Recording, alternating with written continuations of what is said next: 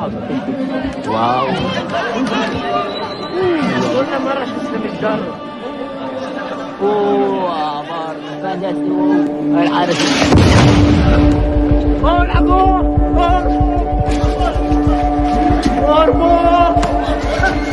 The West cannot hide. They cannot claim ignorance. Nobody can say they didn't know. We live in an era of technology, and this has been described as the first live stream genocide in history, and I believe that to be true.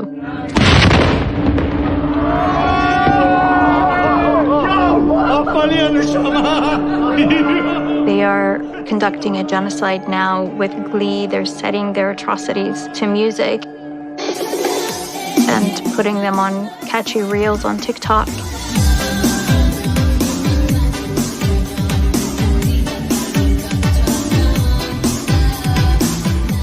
Ordinary Israelis see what their military is doing and celebrate it.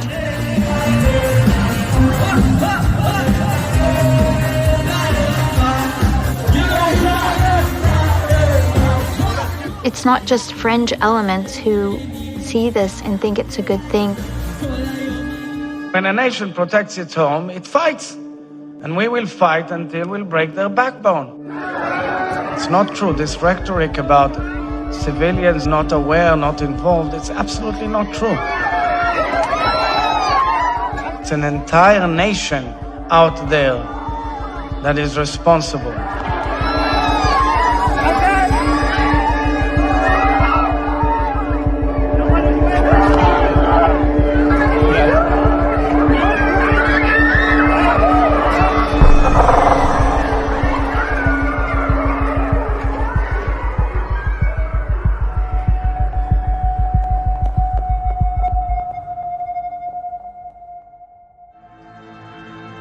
Gaza becomes a strip in 1948 with the creation of the State of Israel. 750,000 people are driven from their homes in what Palestinians call the Nakba, or catastrophe. Close to a third of refugees end up in Gaza. In 1967, Gaza and the West Bank are occupied by the Israelis.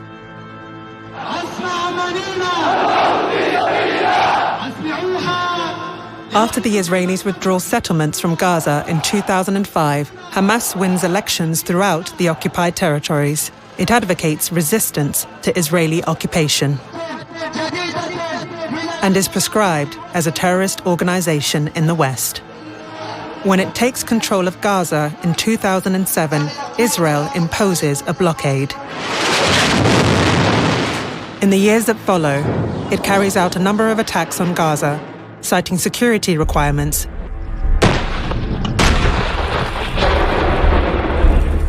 Thousands of Palestinians are killed.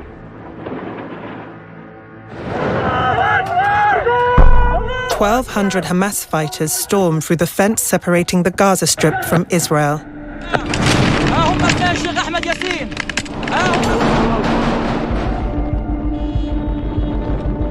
The main goal was to bring the Palestinian cause on the table and to oblige all the politicians in the region and outside the region that no one can bypass the Palestinian, no one can overcome the Palestinian cause, and without solving this, no one can enjoy security or stability.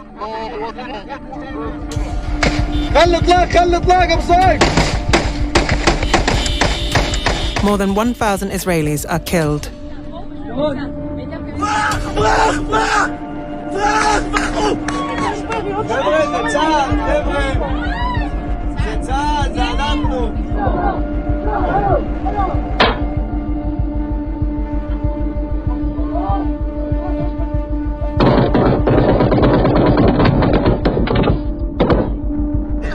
More than 250 hostages are taken. The impact of October 7 is immense. It's a society in complete trauma. We could never, in our worst nightmare, think that October 7 would happen. The aura of Israeli invincibility disappeared on the 7th of October last year.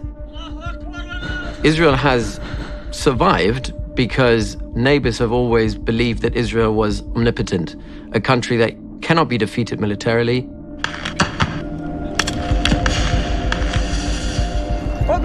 And then over a couple of hours, all of this fell apart. Immediately became clear to most Israelis they're not secure, and the enemies around it are not deterred. This is what Israel is desperately now trying to restore, the strategic posture of deterrence to make themselves feel safe. And I think from the beginning it was obviously that in order to restore deterrence, it will respond disproportionately. But we can't escape that there was a strong element of avenging and revenging. אנחנו מטילים מצור מוחלט על העיר עזה. אין חשמל, אין מזון, אין מים, אין דלק. הכל סגור. אנחנו נלחמים בחיות אדם, ואנחנו נוהגים בהתאם. This investigation assembles evidence of war crimes committed during the year-long Israeli assault on the Gaza Strip and of complicity in those crimes. The evidence includes the voices of those who ordered the assault. נכה בהם עד חורמה, וננקום בעוצמה על היום השחור הזה שהם הוללו למדינת ישראל ולאזרחיה. Those who supported it,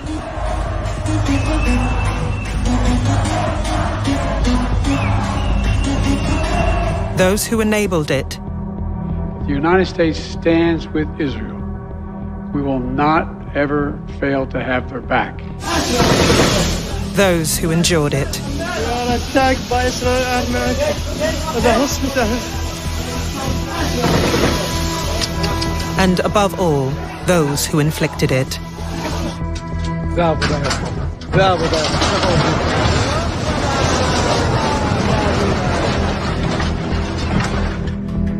Al Jazeera's investigative unit has compiled a database of over 2,500 social media accounts containing photos and videos placed online by Israeli soldiers.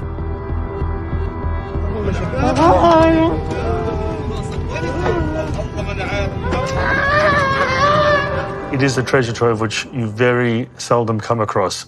So to have that is something which I think prosecutors will be licking their lips at.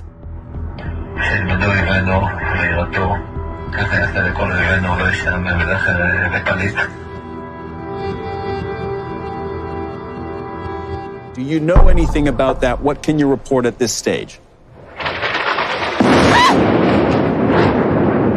All right. Yumna, please take cover. We knew that this, or the retaliation, is going to be so much bigger than before. This is a missile attack on Palestine Tower, right in the middle of Gaza City. Yumna, take a moment to breathe. But we didn't expect it. Take a moment to breathe. In no means to be what it has turned out to be. The fact that there are Israeli captives in the Strip, wouldn't that be a red line for Israel, that it would be afraid for its captives?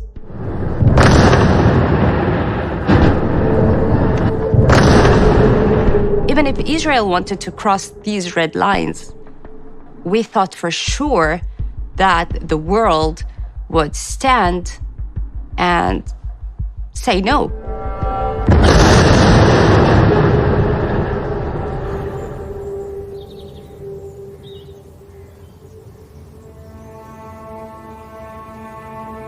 You wake up every morning thinking that this would be actually your last day. You know you might be next. There have been journalists and human rights workers who have been directly killed during the previous attacks. But this war, it was more like systematic attacks, systematic targeting of civilians, of journalists, of human rights workers.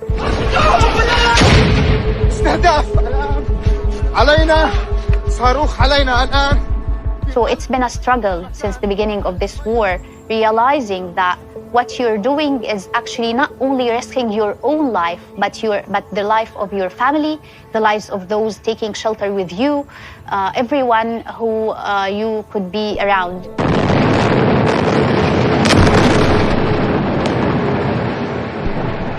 كان تم استهداف بيوت حوالينا بدون سابق إنذار، كانت تم قصفها فوق رؤوس ساكنيها. أنا رب الأسرة إنه أكون أنا اللي قدر الإمكان كنت أحاول إنه أتظاهر بالشجاعة والخوف، إنه ما فيش خوف وهذه الأشياء عادية وبعيدة عنا. لكن المشكلة إنه كانت تنهال علينا، على البيت وعلى الشبابيك وعلى كذا، تكسر الزجاج والقذائف تدخل البيت والشظايا.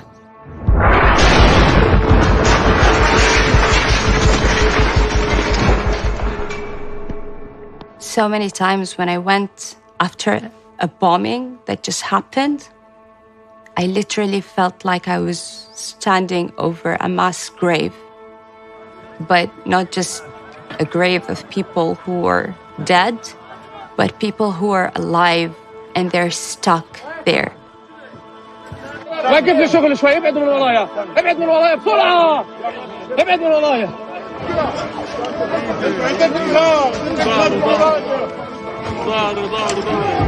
ظهر يا شباب، يا الله ظهر.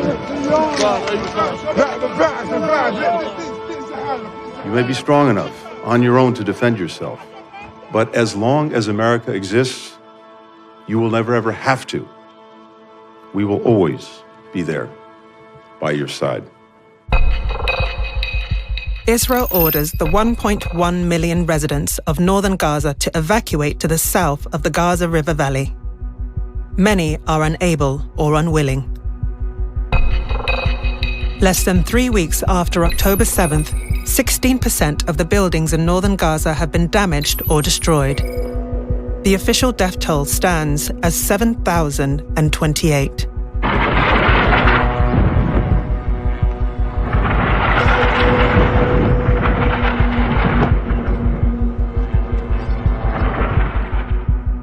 An Israeli magazine later reveals artificial intelligence is being used to identify targets. The Israeli army has marked tens of thousands of Gazans as suspects for assassination. 972 interviewed acting members of the military. The reason that AI was being used, basically, according to those Israeli sources, is that they wanted a tempo of attacks that was faster than could be humanly sustained. How does the AI decide who is killable? It will look at everything that can be scraped about you, from surveillance, from spying, from your social media profile, from who your phone is near when you're walking around, who you're meeting, and they'll give you a number. And if your number out of 100 is above a certain threshold, then you can be attacked and killed.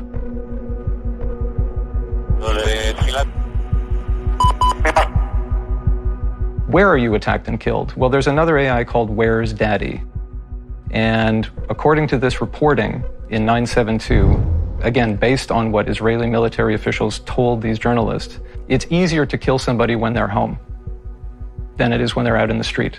So this AI will monitor the location of your cell phone, your smartphone, and when it arrives at the location that's been determined to be your residence, then there will be a ping to the guy who can target your house and bring it down.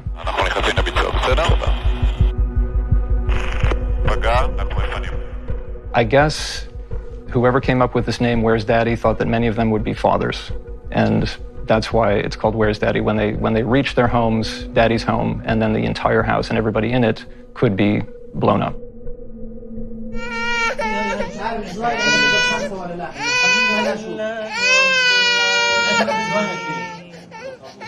الرحمن الرحيم مالك يوم الدين إياك نعبد وإياك نستعين اهدنا الصراط المستقيم اللي بكون في داخل البيت ما بيسمع شيء ولا بحس في أي شغلة. طبعا احنا موجودين في البيت وانا على الدرج طالع انا وزوجتي وابن اخي امامي. تم قصف البيت علينا ب3 صواريخ، فنزل البيت فينا. انا لما صحيت من الصدمه ومن الضرب صرت انادي اولادي تحت، هم ينادوا علي. عرفت حالي انه الحمد لله انا بخير، زوجتي ماسك في ايدها. لكن رحمه ربنا انه احنا دخلنا بين طبقتين من الدرج وسحبونا بيناتهم.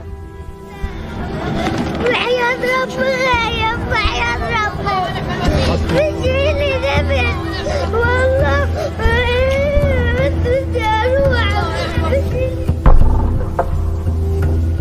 Hello, I'm Nick Clark. This is the News Hour live from Doha. Our colleague from Al Jazeera Arabic has just learned that his wife and other members of his family have been killed in an airstrike. The entire team here in Doha is offering our sincere condolences. The family of Wael Dahtu, Al Jazeera's Gaza bureau chief, is killed in a strike on the Nusayrat refugee camp in central Gaza, supposedly part of the safe zone south of the Gaza River Valley. The family had evacuated from the north of the Strip.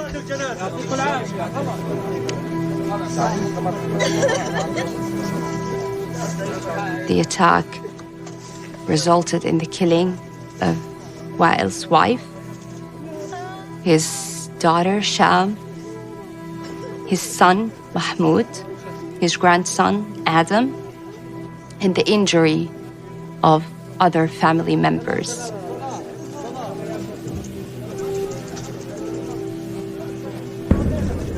For him to be targeted, for his family to be targeted, it's very devastating for us as journalists.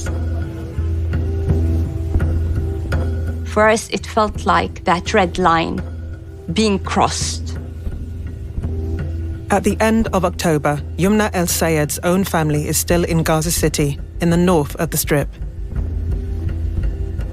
It was less than a week after the killing of Wael's family.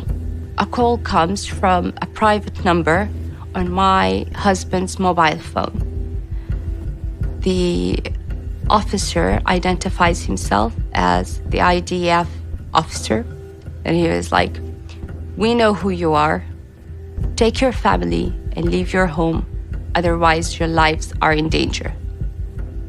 So my husband was like, "So if you know who I am, then you know that the bombardments around my home are non-stop. How do you expect me to take my kids and leave my home in such a time and risk their lives?" And he was like, "This is your problem. You need to figure it out." And I can't get over. My 12-year-old, Aline, when this happened, she screamed at me. She was like, "They're going to kill us because of you. They're going to kill us because of you."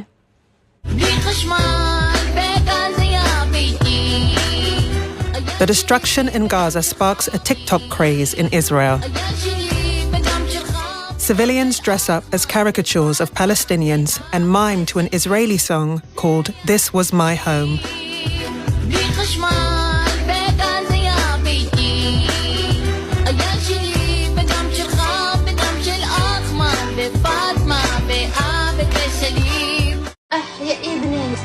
An influencer suggests Palestinians are faking their injuries. الإرهاب بكش أنا ما تغير صناعة كورس على الإنترنت شلي أنا إحنا نلمد بكورس أحلى بتاع البور بيتزا ياري أحلى بتاع البور بيتزا شلتين. Another influencer taunts Palestinians for the loss of water and electricity.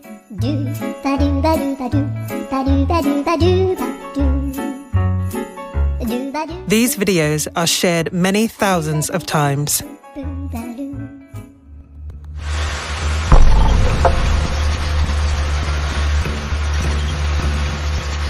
After 3 weeks of bombardment, Israeli ground troops enter northern Gaza.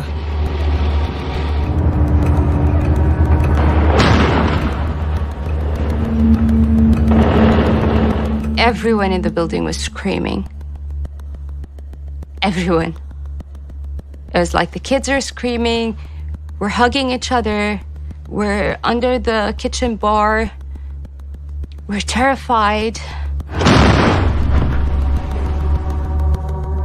And then they decided to speak to us in their mics. And they said that we have 5 minutes to leave the building. So we grabbed our children and we got into our cars and we left. There's a lot of gunfire ongoing now, exchange of gunfire and bullets. So we've just started heading out. Just nothing safe at all. Nothing at all feels safe.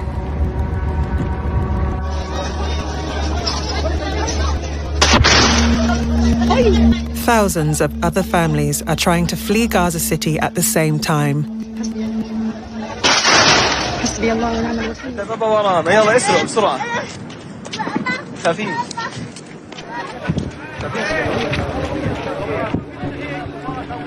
Moving to the south, you had to do it on foot.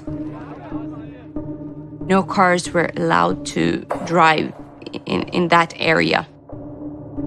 23-year-old freelance journalist Mohammed Al-Helou has already narrowly escaped death a number of times. He too is fleeing south. وأنا بجري ولقيت الدبابات في كل مكان. لقيت طبعاً زنانات فوقي والطيارات.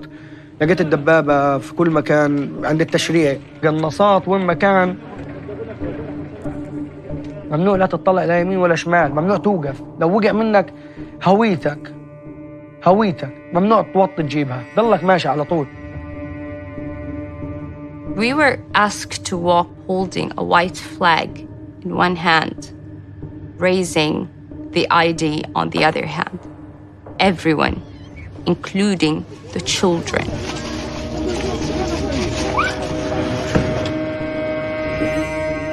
They would stop people while they're walking. And then they say, this person wearing this color shirt, get out of the line. And then they would make them strip completely to their underwear in front of everyone.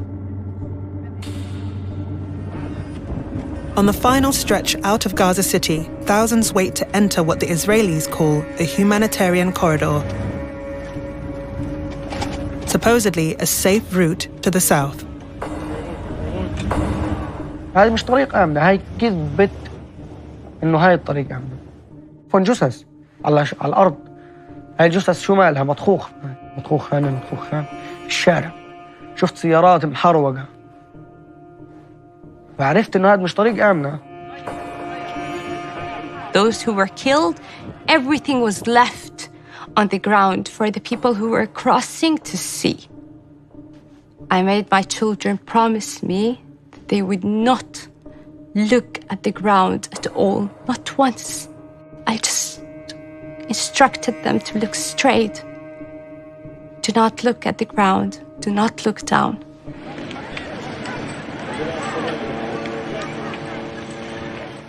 As Palestinians flee, Israeli soldiers enter the homes they have left behind. I will burn their city to the ground. I will find every rat hole that they hide in. And I will drop down enough explosives to scare God Almighty.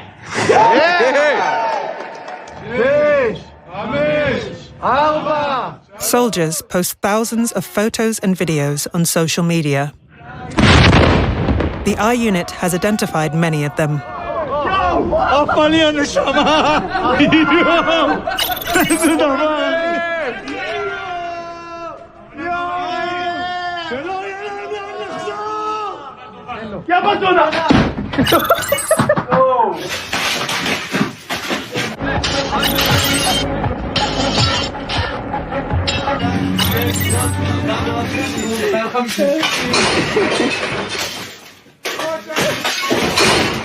These videos don't show a professional army. They show an army, but at times appears to almost completely lack any self-discipline, to a point where one thinks it's not just personal lack of discipline, it's an institutional lack of discipline.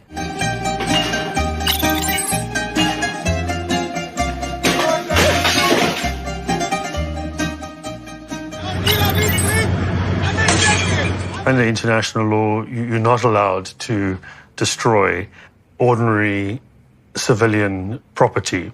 There doesn't appear to be any military objectives.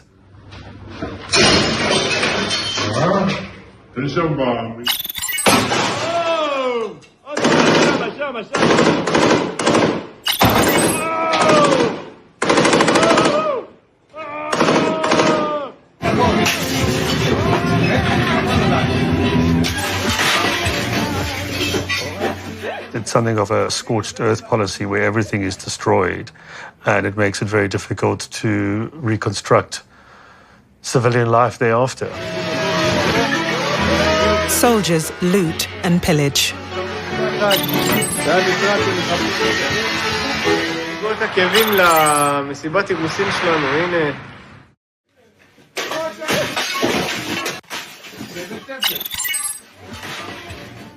The International Criminal Court has jurisdiction to look at precisely these allegations where civilian property has been targeted and where civilian property is being looted.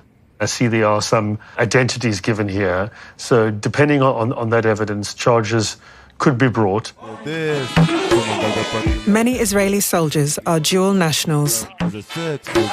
So I'm going through these terrorist houses looking for guns and explosives like we found money. And every single house inside of Gaza, this is what I say, every single, unbelievable. 2 or 3 doors stuffed with the most exotic laundry that you can imagine. Just pile loads of it. Every single house. Stuffed to the brim, look at that. Unbelievable. These naughty, naughty Gazans. There seems to be this strange obsession amongst many Israeli soldiers for women's underwear. I'm not sure if it's intended to titillate or humiliate.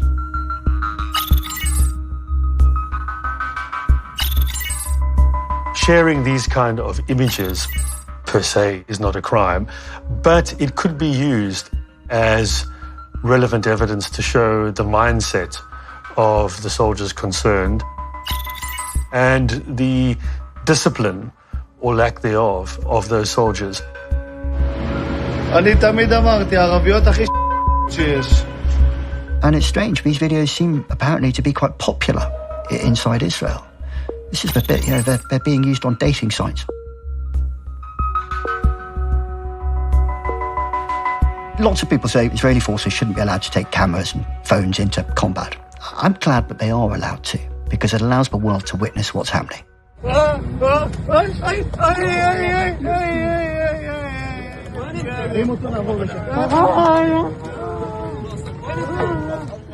The things that are really shocking to me is the repeated posting of videos of detainee humiliation. Naked Palestinian detainees with headbands and zip ties on their arms being paraded around, insulted, mistreated in many cases. These are really blatant violations of international law, and yet they keep being posted by the perpetrators. It's really astonishing. Some of these videos have horrified me. This footage breaks every norm of the treatment of detainees or the treatment of prisoners of war. It breaks every accepted standard practice and norm. הנה כל הלוחמים המפוארים של החמאס שנכנעו. מי זה שם? זה הג'יהאד, לא? ג'יהאד אסלאמי. ושם זה גסם. הנה נוח'בה. אוי, מה קרה? ברח לו פיפי. מגני אל-אקצא. רק התחלנו. Many Palestinian detainees say they are abused. أخذوا ابني الكبير اللي هو العريس هذا وتم تعذيبه، وأنا أسمع صراخه وخنقه، يعني كانوا يخنقوا فيه ويضربوا فيه الجنود في الغرفة المجاورة. يعني طبعا احنا ما كان باستطاعنا إنه البنادق على رؤوسنا نستطيع نعمل أي حركة. يعني هو حكى لابني إنه إحنا يعني فيش حاجة بتمنعنا عن قتلكم، إحنا ممكن نقتلكم كلكم عادي، يعني ما حدا حيردعنا ولا حدا حيحاسبنا. فك لي الربط عن عينيا نيمنا وعبطنا في ريحة بشعة كريهة كتير. اللي أنا برفع راسي زي هيك لأن أنا نايم على جثة كانت تقريبا يعني شبه متحللة، كان بخرج منها دود في ذاك اليوم. قاعد زي هيك لو هو رجع عني تقريبا 10 متر، لو سحب علي أجزاء بارود، لو بقول لي إذا ما قلتش من أنه النفق أنت طلعت حقتلك مكان الجثة هذا. يعني ما ضلش يعني. A French Israeli soldier says a detainee has been tortured. T'as vu ces petits fils de p***? Regarde, il s'est pissé dessus. Regarde, je vais te montrer son dos, tu vas rigoler, regarde. Ils l'ont torturé pour le faire parler. Torture is one of the most serious international crimes. Very often, though, it's difficult to get evidence. This kind of material, where you have persons on camera admitting that they have participated in torture, would be very useful to any investigator or a prosecutor.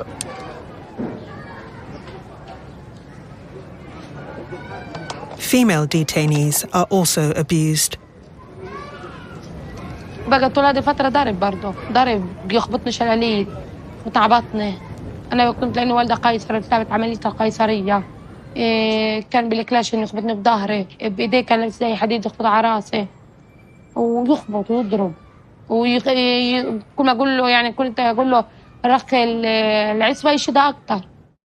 The soldiers remove Hadil Dahdou's headscarf. She's the only woman in a truck full of men.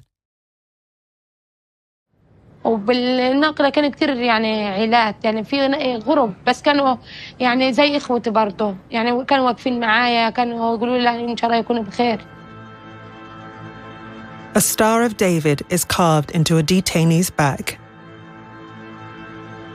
Persons are being blindfolded, hooded, beaten, humiliated. The law prohibits persons from being treated in a manner that doesn't comply with normal human standards. So they have to be treated humanely.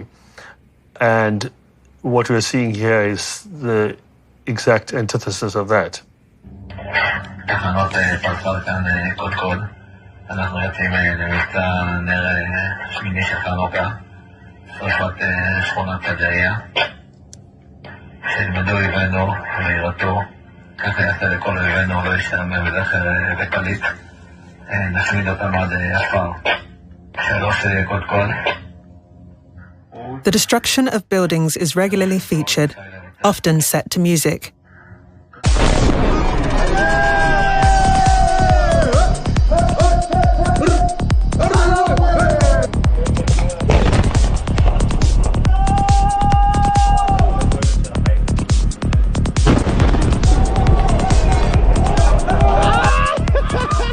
You see huge blocks getting blown up, universities getting blown up.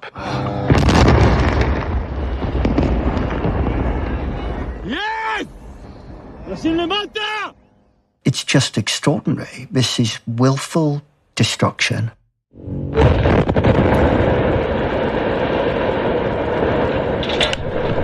The fact that they've been able to rig these buildings up with explosives shows very clearly that there's no current threat from those buildings. There's no justification for destroying a structure if the enemy isn't in it.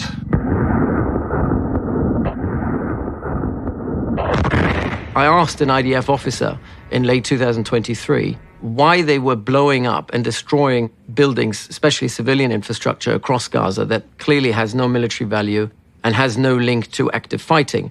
And he said basically that it's an act of punishment by destroying every sort of infrastructure, any link, any reference to Hamas. Anything that Hamas has touched will be destroyed.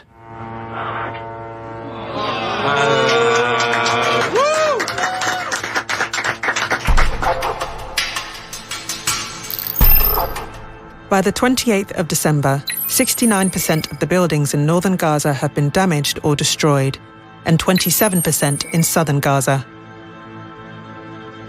At least 21,110 have been killed. On that day, Israeli troops occupied Kiryat Gaza, a town of 13,000 people, which lies just across the fence from the Israeli kibbutz near Oz, which was attacked on October 7th. משימה, גדחן קומנדו, פלוגה ג', לכו תחריבו את כפר המחבלים, חירבת אחזה, שמשם יצאו לניר עוז, לחטוף, לרצוח, לאנוס. אנחנו בשמחה בשם עם ישראל, להשמיד את הכפר של הנאצים מחשיבם, ועבדנו שבועיים, עבדנו קשה, פיצצנו את כל הכפר, עמדנו במשימה. At the end of the operation in Khirbet Qaza, soldiers post before and after shots. What we're seeing here is the complete decimation of a village. The soldiers give very detailed reasons why they embarked upon this. None of them are for military purposes.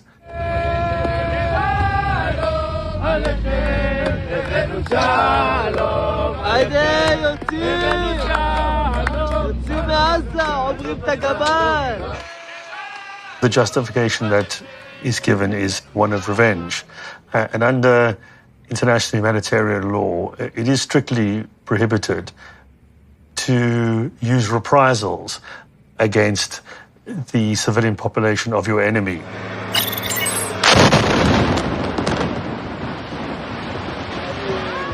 The revenge rhetoric that we've heard from some Israeli soldiers, it's disturbing. The large-scale, unnecessary destruction of civilian property. It's prohibited in the Geneva Conventions. It's prohibited under the Rome Statute of the International Criminal Court.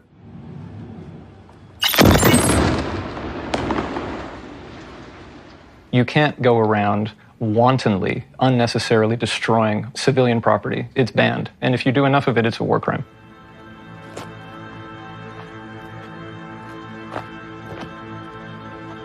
The unit that destroys Khirbet Qaza is Israel's 8219 Combat Engineering Battalion, which has already destroyed hundreds of buildings in Gaza City. Its commander is Lieutenant Colonel Meir Divdavani. The International Criminal Court will look for those who are higher up the chain of command, and evidence coming directly from commanders about the orders that they gave and the way in which they command and control their troops would be vital evidence. Divdavani addresses the unit at the end of the operation. His comments are recorded in a war diary posted on Facebook by one of his troops. He said, "We have stopped counting the number of buildings the battalion blew up. There is no precedent for this in the whole history of the Israeli army. We have become addicted to explosions."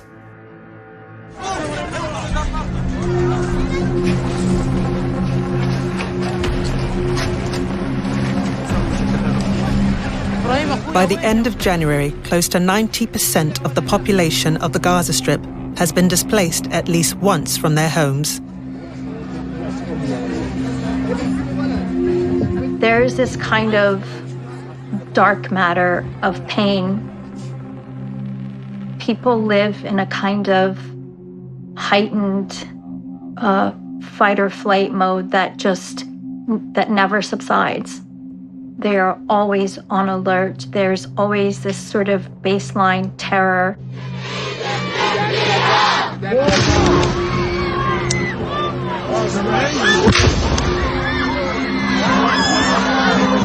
A third of the dead are children.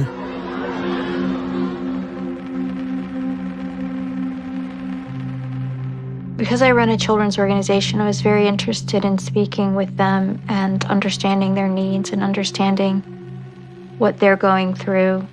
So I interviewed a lot of kids. Some of them told me that they just want to die, but they want to die in one piece. They're scared of being shredded. في ناس كانوا ميتوا وعاشوا والله عاشوا والله ما كان فيهم نبض عاشوا في الفيديوهات يا الله شفتهم حاولوا معه انا شفتهم يا عم بتحطين راسك مش كويس شوفوا نزل دم مناخيره جربتوا دم يعني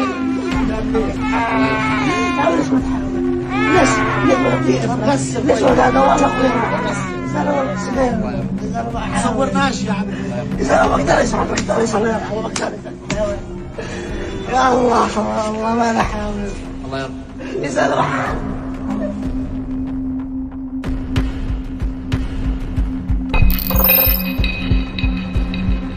Israeli ground forces close in on the Nasser hospital in the city of Khan Yunis.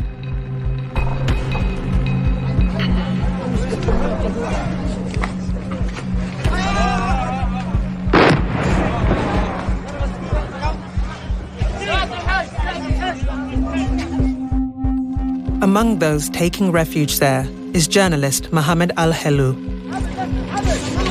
His footage will provide a unique record of the siege and assault on Gaza's second largest hospital.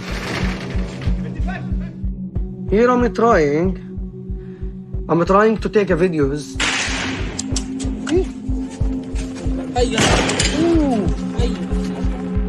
Here he's shot me in my back. And because my vest, I am still alive. And here you can see the sniper. أثناء التغطية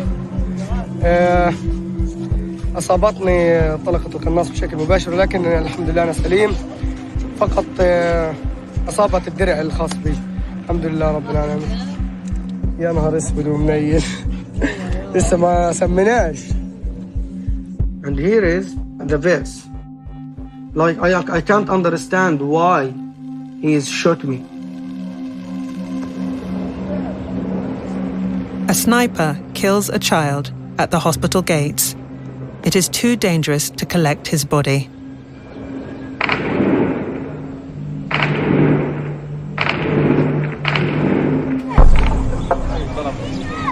Mohammed films the forced evacuation of displaced people from the UN school opposite the hospital. That evening, Mohammed is almost killed again.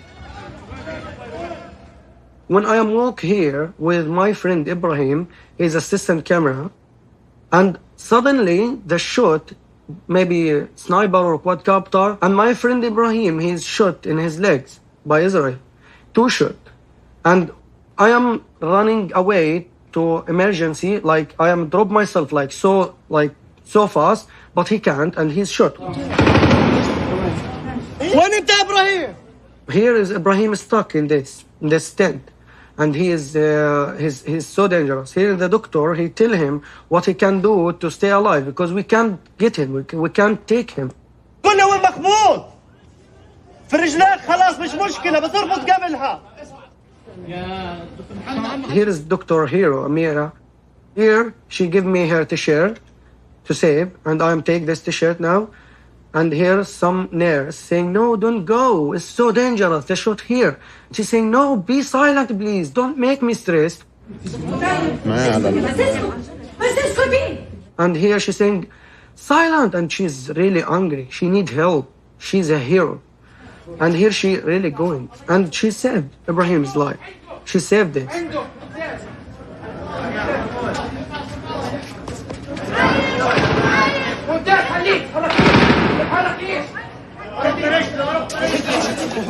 She's saying here, he's alive, help me.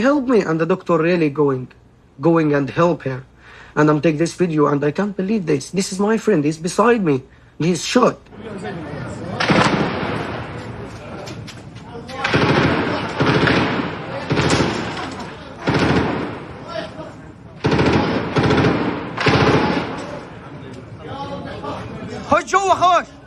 And I can't help him, but this here woman, she helped him. Then the woman is like really hero. Palestinian woman is like the best woman in all the world. وحوش يلا يا جماعة والله وقعت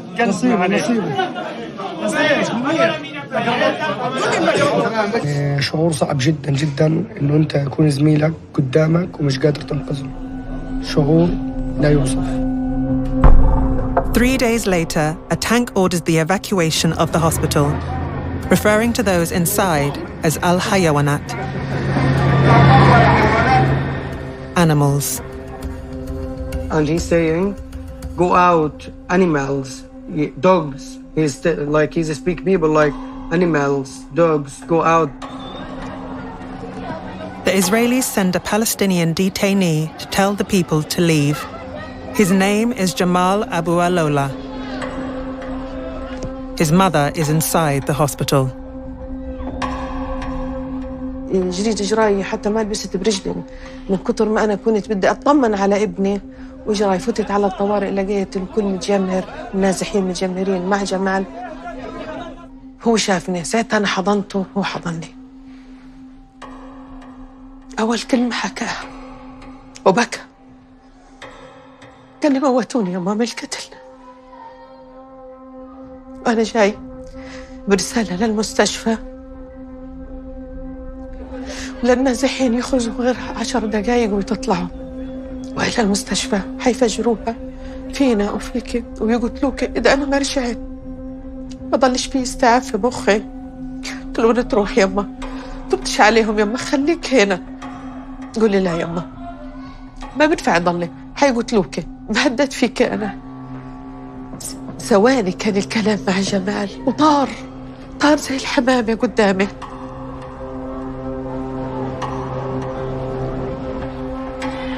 What we appear to be seeing here is a civilian being used to be a messenger, used as a military asset. That's in many ways the definition of using persons as a human shield, to shield what you're trying to do as the army by putting people in harm's way. That's prohibited under international law. الاحتلال الآن بشكل رسمي بيعلن إنه يجب إخلاء المستشفى بشكل كامل وفوري وسريع. حقيقة يعني لا أعلم أين الوجهة التي سنتوجه إليها، وهل هناك طريق آمن كما يدعي. على ثقة هذا انظر، يأمرنا بالإخلاء ويقوم بإطلاق النار بشكل متواصل. Shortly afterwards, Jamal returns. Here we can see in this video, here, he's trying saying, go out. But people is worried because it's no safe. He's a liar. He's big liar, massive liar. Jamal's mother is among a small group of people who follow Jamal. أنا رحت على الخيمة وتلقيتها، فكرت في لحظة هيك، في لحظة تيهان عقل لإلي إني بدي أخذ لبس لإلهم وأطلع في شنط، حتى الناس لما تشوفني أنا كأمه إن أطلعت كمان أنا يطلعوا معايا ويسلم ابني وما ينقتلش. فحين ما أقول لك أنا عند ما عديت بدي أعدي على جمال بالشناتي، جمال تم قنصه. الطلقة الأولى ارتمى فيها على ظهره ابني، قف على ظهره صرخ بعلى الصوت. ساعتها يما يما ساعتها أنا كأنه حاسس إن أنا وراه. صرخت كمان أنا حتى عليه، قلت له يما أنا بظهرك هيني وراك. أنا حفوت على جوا المستشفى أجيب كيس فوق بالي في رجله، بس مش عارف إنها مميتة كانت لابني. طخوها للطلقة كمان طلقتين. لما طخوا التنتين كان جسمه جمال يهتز، ما رحمهوش يعني بطلقة واحدة وبس.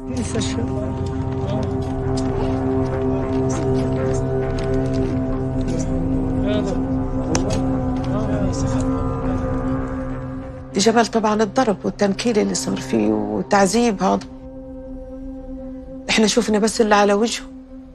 صار لما دخلوه على العناية كان دم كل جسمه.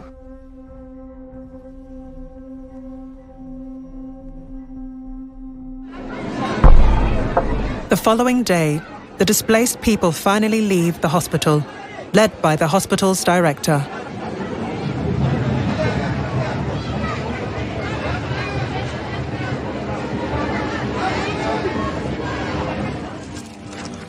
The long journey south lasts into the night. شد كل هذه الطريق يا حاج ماشي حافي.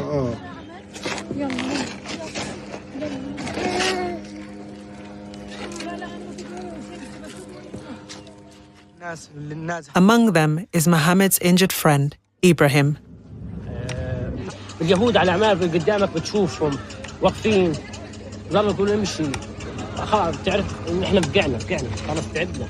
وين الشعب العربي؟ وين العالم كلها بتطلع لنا؟ حسبنا الله ونعم الوكيل. الحمد لله طلعنا بالسلامة. Mohammed carries Ibrahim for the last part of the journey. Behind them, the remaining patients and medical staff at the Nasser hospital come under attack. We are attacked by Israeli army at the hospital.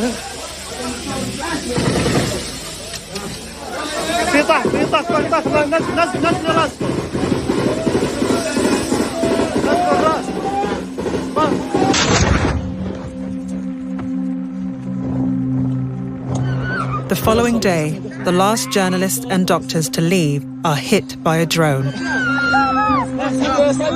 A female doctor is badly injured. Ya Allah!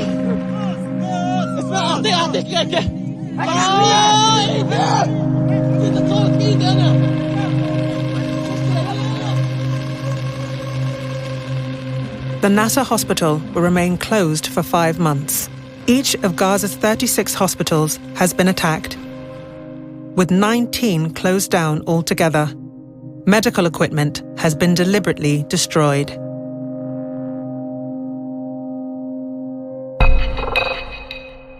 By February 15th, 72% of the buildings in Gaza have been damaged or destroyed, and 46% of those in southern Gaza.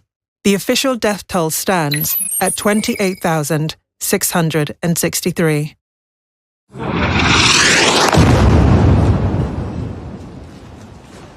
The assault on Gaza is facilitated by Western powers. 69% of Israel's arms imports come from the US, 30% from Germany. Behind the scenes, another country plays a key role. I'm proud to stand here with you in Israel's darkest hour. As your friend, we will stand with you in solidarity, we will stand with your people, and we also want you to win. Thank you. At Akrotiri on Cyprus, the UK maintains a large Air Force base less than 400 kilometres from Gaza.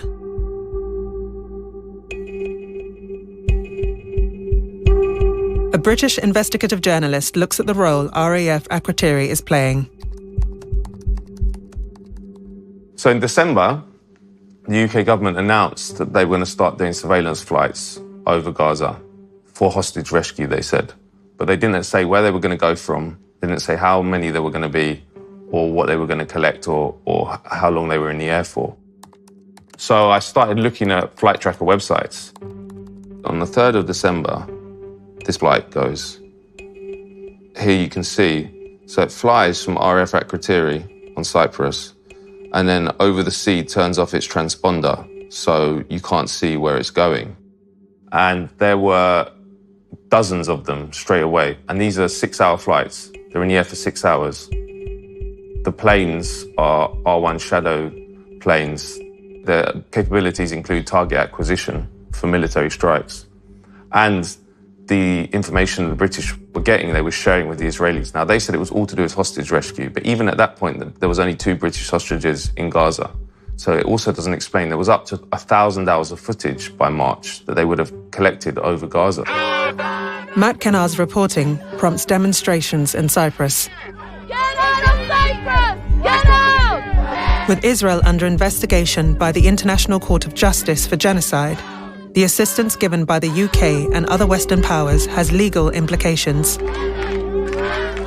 If you start acting in a conflict to a level that the people on the ground who are doing the fighting are using your information actively as they fight, you can't just say the Israelis are doing things and we want them to behave differently if they're killing too many civilians, but we're not really involved.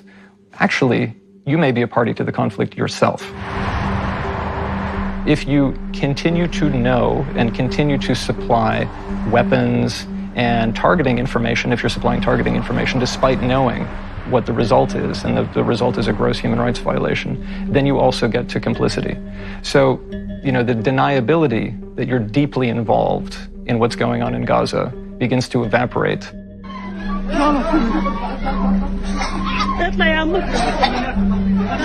Western politicians blame Hamas for the high death toll.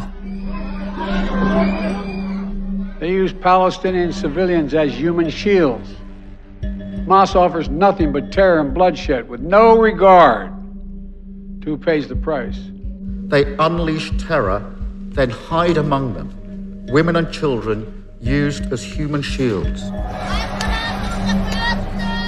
This claim goes entirely unchallenged in the West, but there is no evidence to support it. The claim is basically that armed groups are operating in populated areas in Gaza. And that is basically what is meant in many cases when somebody says Hamas is using human shields. If your territory is as small as the Gaza Strip, it's near impossible to locate your military bases far away from civilian infrastructure and civilian areas.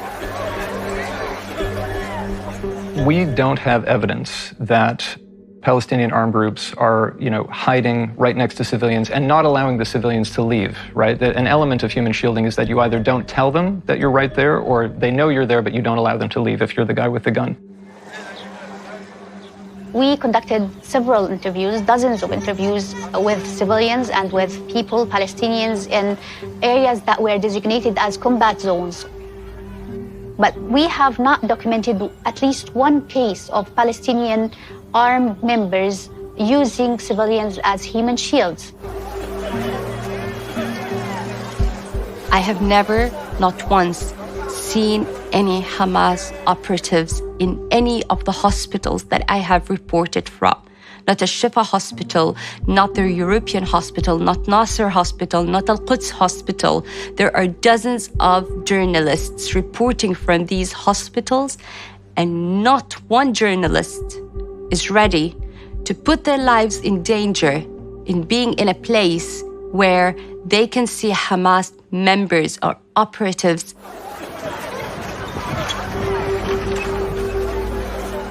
There has to be a purpose in using a civilian as a human shield.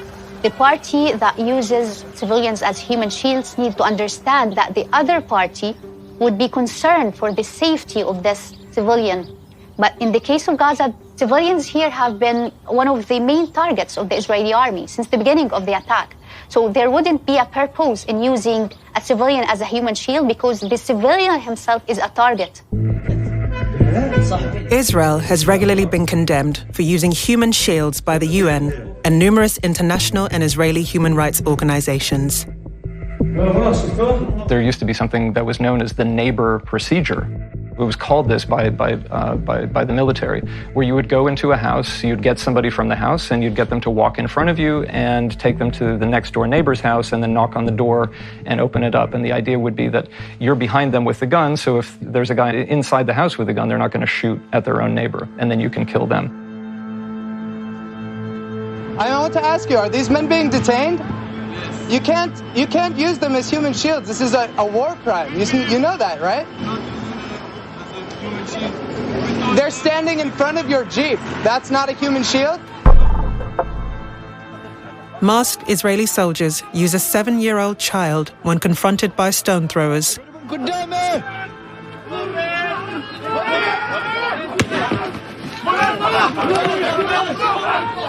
Al Jazeera has uncovered evidence the Israelis are using human shields in this conflict as well.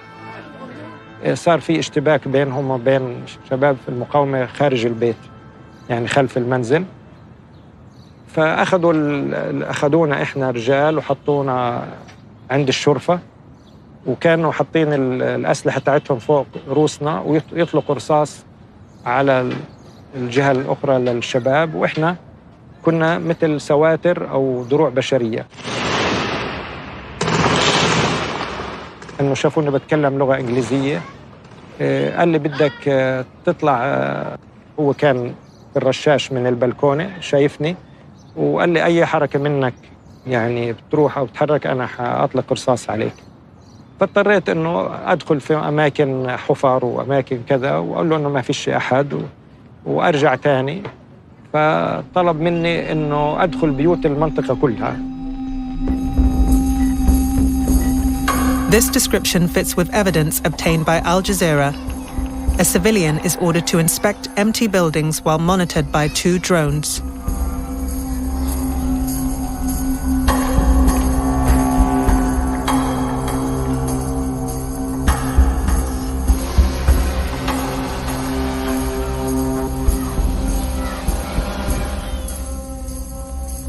In this case, 2 civilians are fitted with cameras and are ordered to inspect buildings in case of booby traps or ambushes.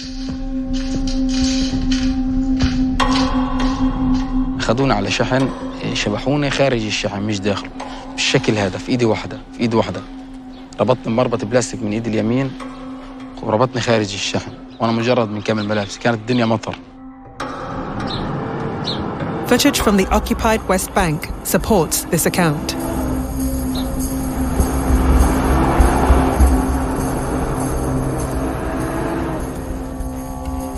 This photograph is taken by an Israeli soldier in Gaza City.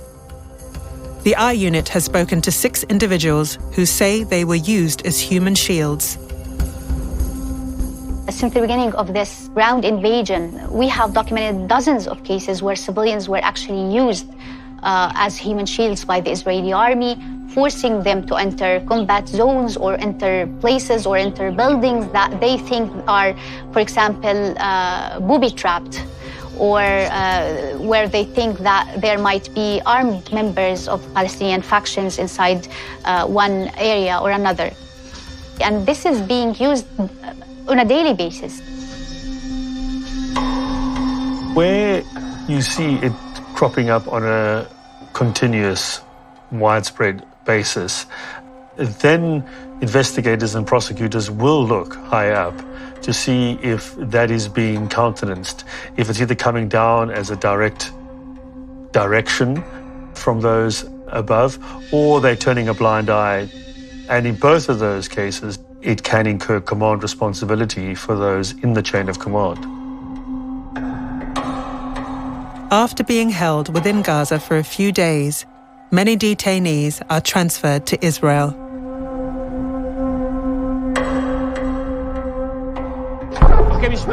By mid-February, more than 8,000 Palestinians are being held in detention centres.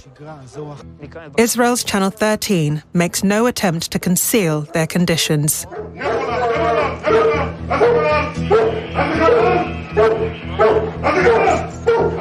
The guards claim these prisoners are all Nukba, the elite unit of Hamas's Qassam brigades. כאן נראים התאים שבהם מוחזקים מחבלי הנוח'בה.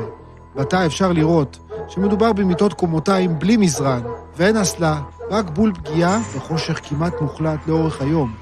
כולם מזוקים ברגליים כל הזמן, ואחד לשני. יש להם לחם ضد فترة سجن تقريبا 45 يوم كانت مدة السجن تبعتي، مدة الاعتقال 45 يوم، على ضرب، على تكسير، على عقاب، وقفنا على القدير، سوء تغذية فوق ما تتصور. Fadi Bakr is held at the Sdei Timan Detention Center in southern Israel. يعني ما كانش هو عبارة عن معتقل أو سجن سيدي تيمان، لا، كان سيدي تيمان للانتقام. أقول لك على أصعب موقف أنا عشته في سجن سيدي تيمان، معتقل سيدي تيمان. نادوا على أسماء 3 أشخاص، كان اسمي من بين ال3 أسماء هذول. طلعنا ساحة إسمنتية مخصصة لنوع واحد من نوع التعذيب، بس نوع واحد من نوع التعذيب. فكوا عينينا قاعدين على ركبنا، اجوا أخذوا شاب كان موجود، أخذوه ضربوه، بعد ما ضربونا يموه على الأرض على بطنه، ربطوا ايديه وربطوا رجليه. واقفين تقريبا 9 جنود أو 8 جنود كانوا موقفين. إلا فجأة جردوه من ملابسه السفلية. إجا كابتن كان موجود، إجا زي وضع مادة، إشي حاجة، إشي يعني على مؤخرة الشاب، وأطلقوا، كان في كلب موجود، أطلقوا عليه الكلب. الكلب هذا يعني كيف أقول لك، مش مارس الجنس، اغتصب الشاب، اغتصبوه في معنى الكلمة، اغتصاب تام.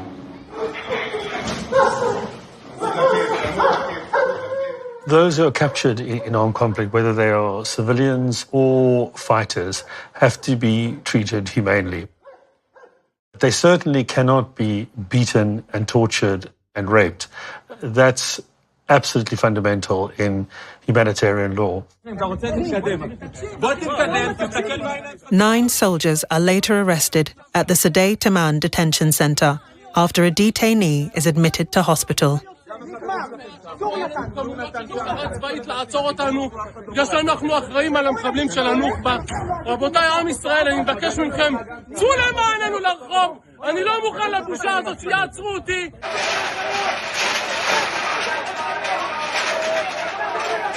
Right-wing demonstrators stormed the detention center in protest at the arrest of the soldiers.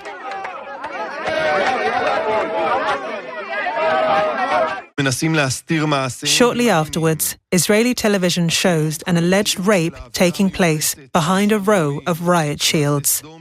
According to Israeli press reports, the victim suffers a ruptured bowel, a severe injury to his anus, lung damage and broken ribs. Many emerge from detention traumatized.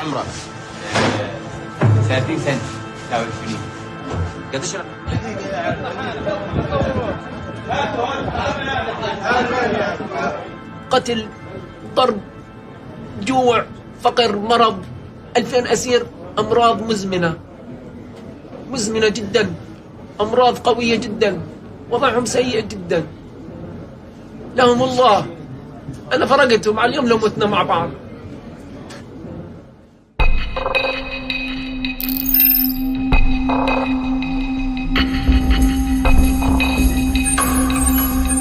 An aid convoy is hit 3 times. 6 foreign aid workers are killed, along with their Palestinian driver.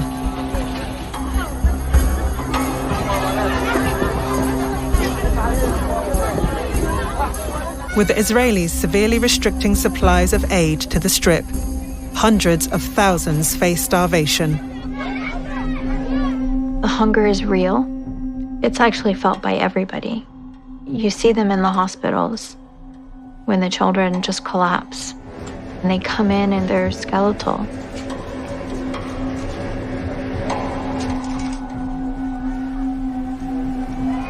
All of the doctors in our team would sort of kind of have these informal debriefs. And every day, malnutrition.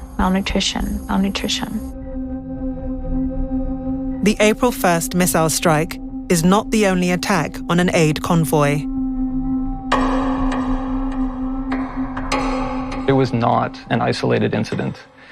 We, Human Rights Watch, documented another 7 cases where very specifically humanitarian and aid workers were attacked after having given the Israeli military their precise coordinates and detailed information about their activities and their movements. In some cases, it looks like the precise coordinates that aid groups gave to the Israeli military to deconflict and keep themselves safe were then hit precisely by Israeli attacks.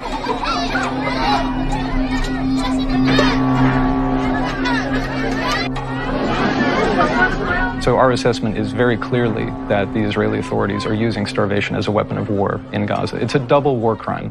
You have collective punishment of the civilian population, and you specifically have the use of starvation as a weapon of war.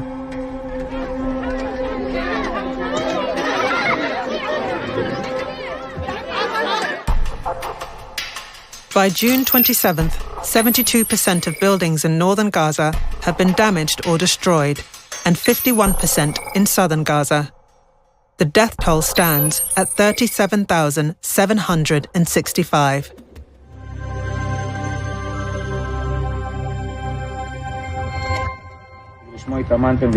As troops leave Gaza, they place commemorative videos online.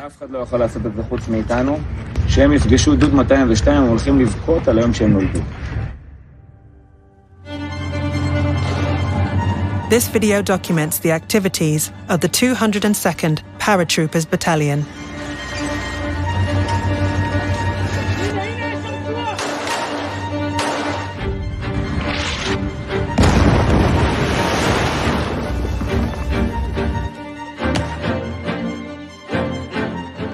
just going to hold this here. I'm going to play this back again. This is extraordinary. The fact that he's put this onto video, he's released this on YouTube, to me is kind of quite extraordinary, that degree of impunity.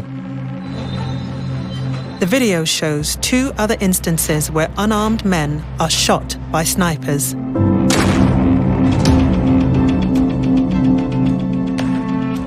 Now, of course, I don't know the context of what happened before. I don't know what happened 2 minutes before that. They may have been involved in contacting and shooting at Israeli forces. They may have been legitimate targets, but it sure doesn't look like it to me. Just because a civilian is walking in an area where combat is going on does not make them fair game. If they get involved in hostilities at a particular moment, yes, they lose their civilian status, they can be targeted. But then you have to show on the evidence that they are presenting a threat to you. It's potentially a matter that the International Criminal Court would want to look at.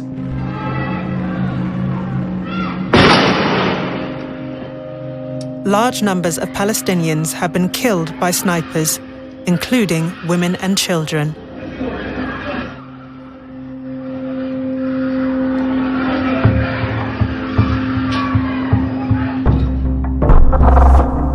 On July 25th, 45 American physicians, surgeons, and nurses who have volunteered in Gaza since October 7th write to President Biden.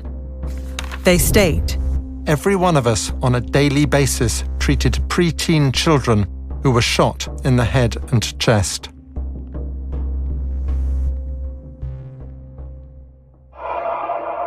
Allahu Akbar.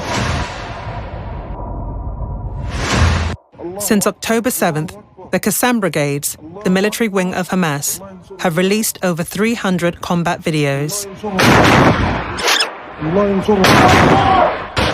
The IDF is fighting ghosts. They're fighting against targets that appear and disappear quite quickly. And the tunnel system in itself has made this an urban combat scenario, which is very unique in human military history. There's never been a scenario such as this, where you have 2 layers of a battlefield.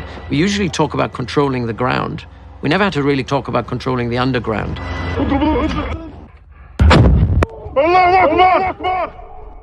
When it comes to tunnels, you are talking about around 500 to 600 kilometers under the ground in different depths, 20 meters, 30 meters, 40 meters.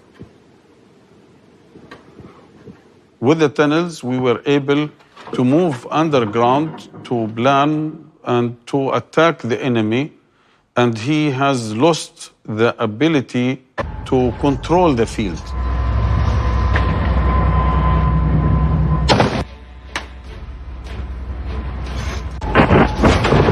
Now, the idea that Hamas is near elimination is nonsensical. Hamas are still out there. They've not yet been decisively defeated. They are nowhere near decisively defeated, in my view. Deterrence has not been restored. At the beginning of the war, it was about destroying Hamas, bringing the hostages home. Like, right now, the hostages are still, 120 hostages are there. Hamas is still fighting. So the problem was from the beginning setting an objective that is not achievable.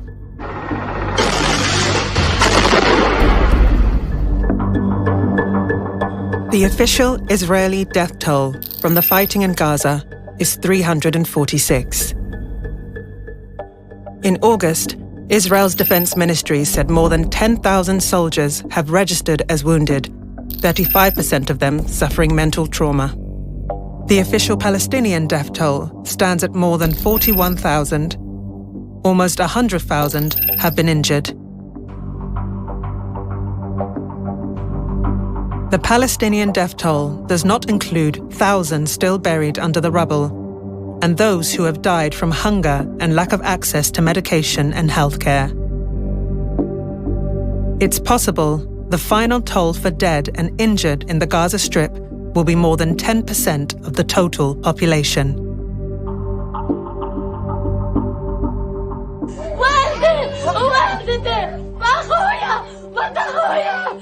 أختي والله أخوي عريس يا الله عريس أنا عريس كنت ابني لست فينا أمتنا الناس أمتنا. The Americans and Germans continue to provide weaponry. The new Labour government in the UK continues to operate surveillance flights. And Israeli soldiers continue to pose for photos.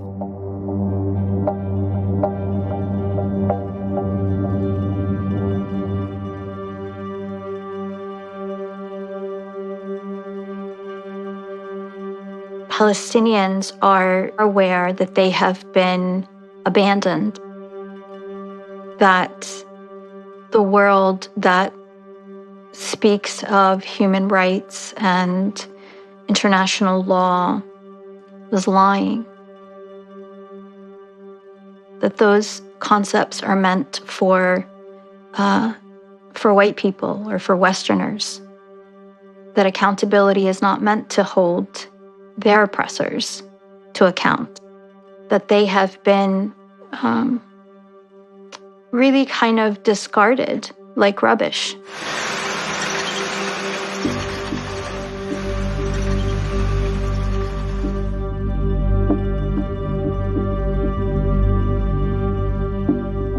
إنه أنا مصور صحفي بس بالنهاية أنا إنسان.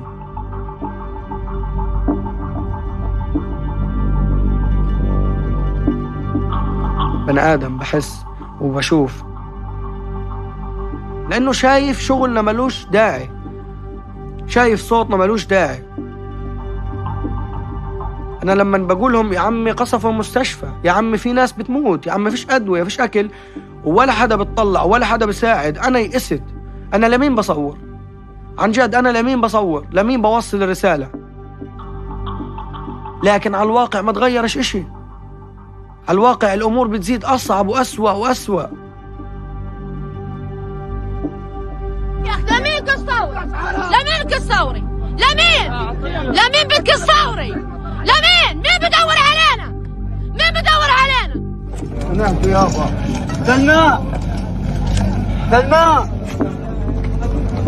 استنى يابا.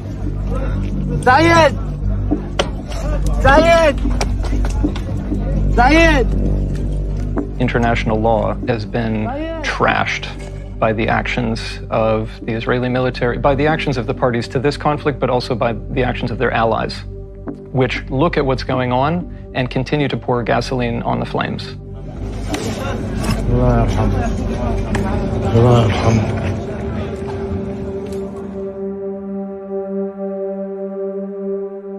The West has spent decades creating this rules-based order, and it's finally been laid bare as a big sham, as just a way to further Western interests.